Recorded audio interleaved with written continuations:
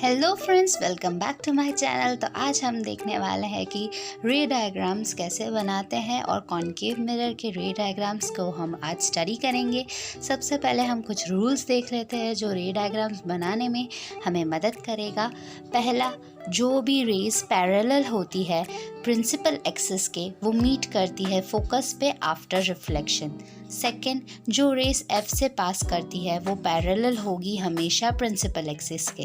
Third, जो रे सी यानी सेंटर ऑफ कर्वेचर से पास करती है वो हमेशा रिफ्लेक्शन के बाद सेम पाथ फॉलो करेगी, यानी वो सेम पाथ पे फिर से चलेगी, यानी अनडिफ्लेक्टेड रहेगी। रे डायग्राम्स बनाते समय जहाँ दो रेज मीट करेगी वहाँ आपकी इमेज फॉर्म होगी और पोल एंड फोकस के बीच का distance and centre of curvature and focus के बीच का डिस्टेंस सेम होना चाहिए।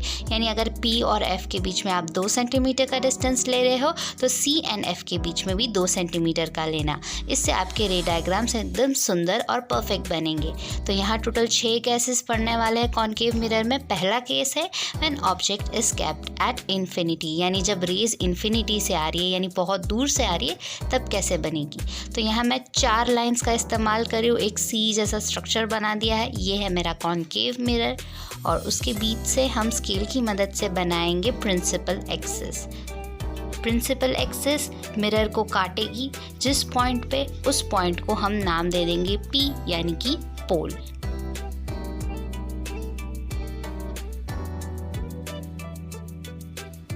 अब हम स्केल की मदद से मेजरमेंट लेंगे। मैं 2 सेंटीमीटर का मेजरमेंट ले रही हूँ।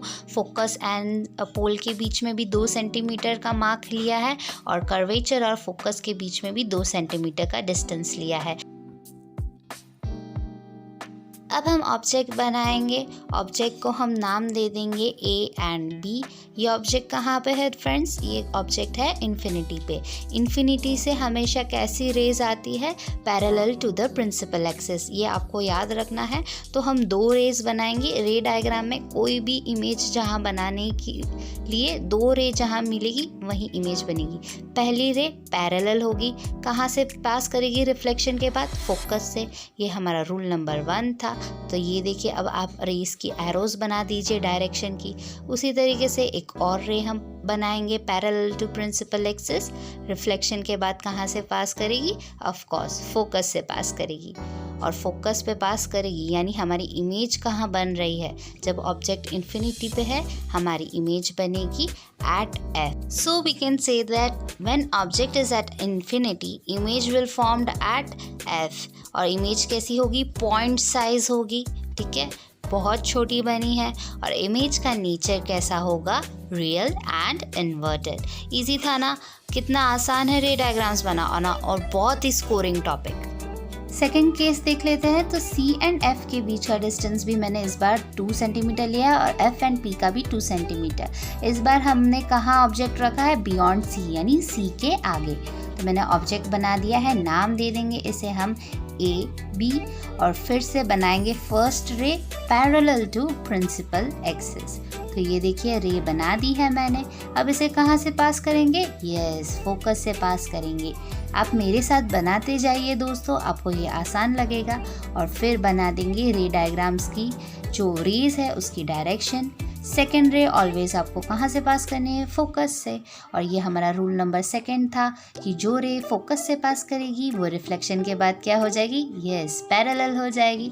तो ये हो गया सेकेंड रे हमारा। इसको भी हम एरो दे देंगे, डायरेक्शन बना लेंगे, और जहाँ ये दोनों रेज मीट कर रही है वहाँ बनेगी हमारी इमेज। तो इमेज भी बना देते हैं। ये लीजिए कैसी इमेज बन रही है। B' एंड A' इमेज को हम नाम दे देंगे। दिख रहा है हमें कि इमेज C एंड F के बीच में बनी है। कैसी बनी है? छोटी बनी है, और वो सारी चीज़ें हम लिख लेते हैं। और नेचर भी हमें दिख रहा है कि रियल एंड इन्वर्टेड है। बस बन गया हमारा सेकेंड रे डायग्राम। बेसिकली हम ऑब्जेक्ट को दूर से मिरर के पास लेके आ रहे हैं। पहले अब हमने इन्फिनिटी पे रखा, फिर हमने C के आगे रखा। अब हम रखेंगे ऑब्जेक्ट को एट C, यानी C पे ही ऑब्जेक्ट आपको रखना है। ऑब्जेक्ट बना दीजिए, नाम दे दीजिए as it is. First ray आपको पैरेलल बनानी है, पास करेगी वो हमारे फोकस से, और रे डायग्राम में रेज का डायरेक्शन बना दीजिए। और ऑफ कोर्स सेकेंड रे कहाँ से पास करवानी है, हमें फोकस से पास करवानी है। और रिफ्लेक्शन के बाद वो क्या हो जाएगी, प्रिंसिपल एक्सिस के पैरेलल हो जाएगी। और इस बार आप ध्यान से देखिए, जहाँ ये दोनों रेस मीट कर रही है वहाँ इमेज बन रही है। और इमेज कहाँ बन रही है, eight C.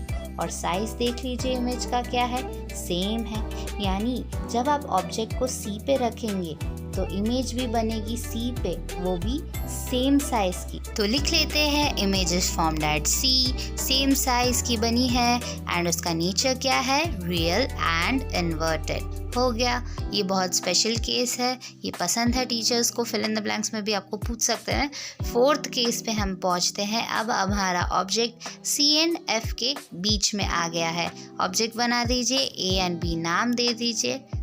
First ray parallel to principal axis pass करेगी फोकस से रिफ्लेक्शन के बाद। डायरेक्शन दे दीजिए, सेकेंड रे कहाँ से पास करेगी, फोकस से।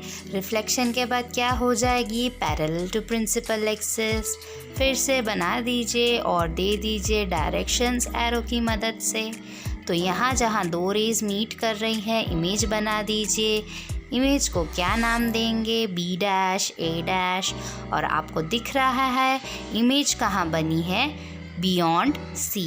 यानी जब ऑब्जेक्ट सी और एफ के बीच में रखा तो इमेज बनी बियॉन्ड सी। कैसी बन रही है, एनलार्ज्ड, क्योंकि बड़ी दिख रही है। नेचर क्या है, रियल एंड इन्वर्टेड। केस 2 और केस 4 को साथ में कंपेयर करेंगे तो आपको पता चलेगा कि जब हमने ऑब्जेक्ट को सी के बियॉन्ड रखा था तो इमेज बनी थी सी एंड एफ के बीच में। पर जब हमने ऑब्जेक्ट को सी एंड एफ के बीच में रखा तो इमेज कहाँ बनी, बियॉन्ड सी। यानी दोनों ऑपोजिट है। दूसरी बात, इमेज हमारी जब हमने सी के आगे रखी थी तो छोटी बनी थी, और जब सी एंड एफ के बीच में रखी तो वो बड़ी हो गई, यानी ऑपोजिट जा रहे हैं।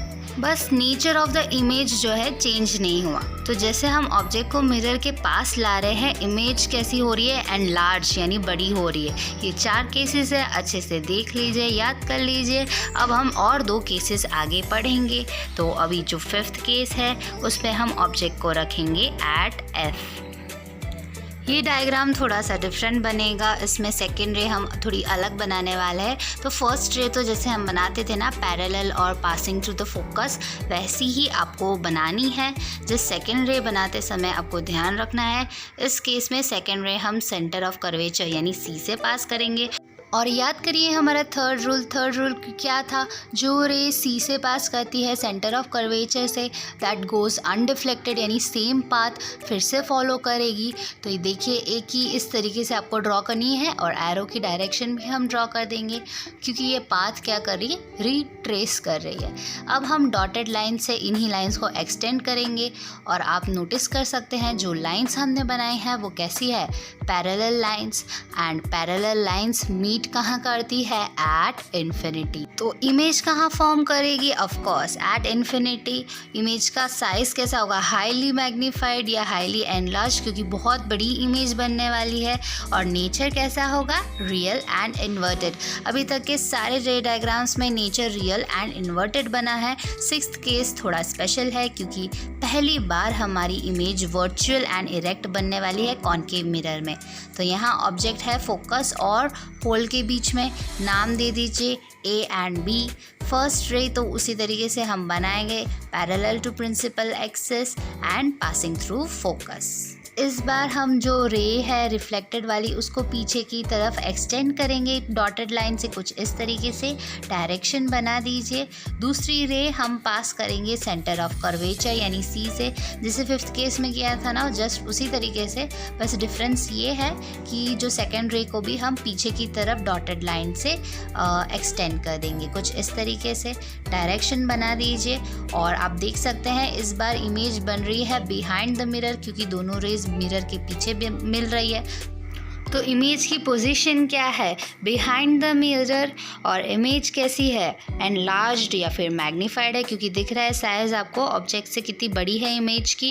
और तीसरी बात कि पहली बार कॉन्केव मिरर में हमें वर्चुअल एंड इरेक्ट इमेज मिली है। तो देख लीजिए ये दोनों केसेस बहुत अलग है और इम्पॉर्टेंट है। ये सारे केसेस मैंने आपको अच्छे से पढ़ा दिए कॉन्केव मिरर के। आपकी एनसीईआरटी टेक्स्ट बुक में कॉन्केव मिरर की एक पूरी टेबल दी है, वही रे डायग्राम्स मैंने आपको 6 केसेस पढ़ा दिए हैं, वो आप देखिए, साथ में रे डायग्राम्स भी देखिए, टेबल और रे डायग्राम्स को कंपेयर करिए, आपको आसानी से लर्न हो जाएगा। तो मुझे उम्मीद है कि आपको आज का वीडियो पसंद आया होगा, आपको चीज़ें समझ आई होगी। तो अगर वीडियो अच्छा लगा हो तो नीचे लाइक करें, अभी तक चैनल को सब्सक्राइब नहीं किया हो तो सब्सक्राइब कर दें। तब तक के लिए मिलेंगे अगले वीडियो में। Till then see you, bye bye.